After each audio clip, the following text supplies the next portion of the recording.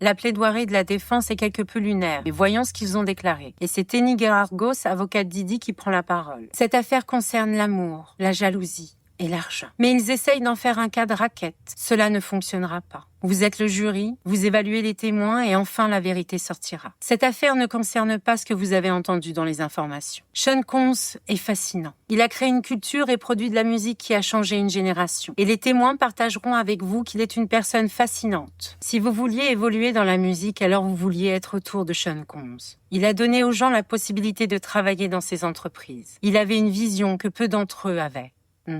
La plupart des gens l'aimaient. Je suis Tenny Gerargos et je suis honorée de le présenter. Honorée?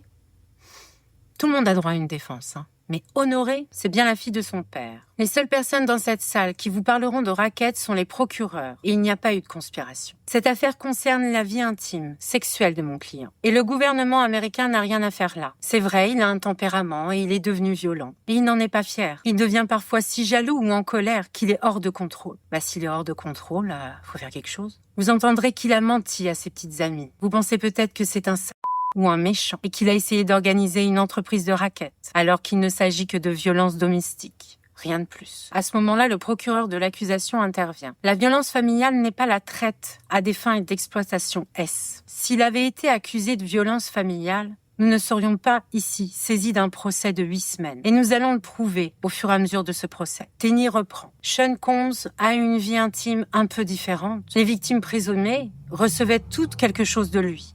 Et elles étaient adultes. Et elles doivent aussi assumer la responsabilité comme il le fait. Un libre choix des avantages et des inconvénients. Bonjour les inconvénients. Vous évaluerez ces femmes. Elles ont eu le choix libre chaque jour pendant des années. La jalousie a conduit le choix de ces femmes. Sean Combs ne s'est jamais marié, car c'est l'homme de beaucoup de femmes. Il a toujours eu des relations multiples. Il n'a pas toujours été honnête et faisait des dramas primaires. Sean Combs est extrêmement jaloux. Vous pourriez penser que c'est hypocrite de dire ça. Mais ces femmes sont restées dans des relations pendant plusieurs années avec lui. Ces femmes étaient amoureuses de lui. La jalousie ont poussé à la violence. L'alcool et les drogues ont conduit à ce résultat. Mais il n'est pas un racketteur. Cette affaire concerne ses relations avec Cassie et Jen, rien de plus. Vous entendrez parler de faits échangistes et elles témoigneront de choses qui ne devraient jamais être entendues dans une salle d'audience fédérale. Qu'il aimait regarder. Et oui, vous n'aimez peut-être pas cela. Mais vous n'êtes pas ici pour le juger sur ses préférences S. Sean Combs a payé pour les maisons et les vacances de ces femmes. Ces femmes se sont battues pour être avec lui. Et de Cassie, j'attends d'elle cette semaine l'explication de sa relation de 11 ans avec lui. En ce qui concerne Kim Porter, la mère de ses 4 enfants, il a continué d'être avec elle jusqu'à sa mort, d'une pneumonie en 2018. D'une turbopneumonie, oui.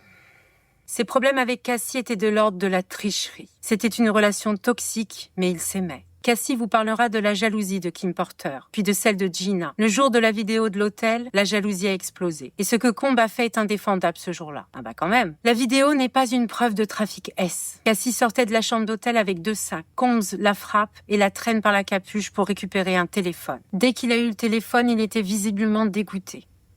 Oui, apparemment, il voulait pas qu'elle parte avec le téléphone. Ils restent ensemble 2 ans de plus après cet incident. Même en 2018, ils se battent pour rester ensemble. Cassie avait le choix de rester avec lui. Elle n'était pas forcée. Et quand elle est partie, il n'y avait pas de répercussions. Et elle a couru dans les bras d'un entraîneur sportif que Combs avait embauché. Les vidéos des Free Cops que vous verrez à ce procès étaient sur le téléphone de Cassie, pas sur celui de Didi. Lorsque Kim Porter est morte, Cassie a tout fait pour être présente pour lui. Au milieu d'une rupture, elle s'est envolée pour être avec lui, alors que Combs avait déclaré que Kim était son âme sœur. La fin de la relation entre Combs et Cassie a été déclenchée par cette déclaration. Cassie réalisait qu'elle ne serait jamais son âme sœur. Elle voulait être l'amour de sa vie. Et elle a passé 11 ans à essayer d'obtenir cela.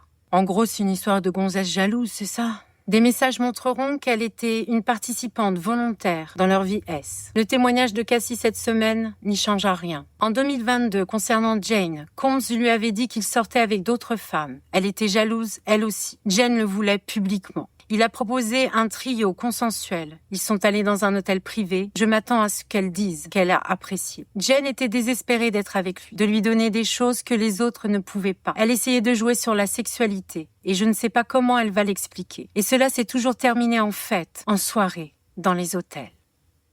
C'était leur façon à eux de passer du temps ensemble. Jen l'a fait car elle voulait le rendre heureux. Elle était incapable de lui résister émotionnellement. Ça, c'est pas très malin de dire ça, en fait. Cela montre l'ascendance que Didi a sur cette femme. Grosse erreur. Leur relation était toxique, mais elle était disposée à la vivre. Participer volontairement à sa vie intime n'est pas du trafic S. Vous verrez sa jalousie. Elle voulait la première place. Elle fut vaincue par la jalousie. Ok.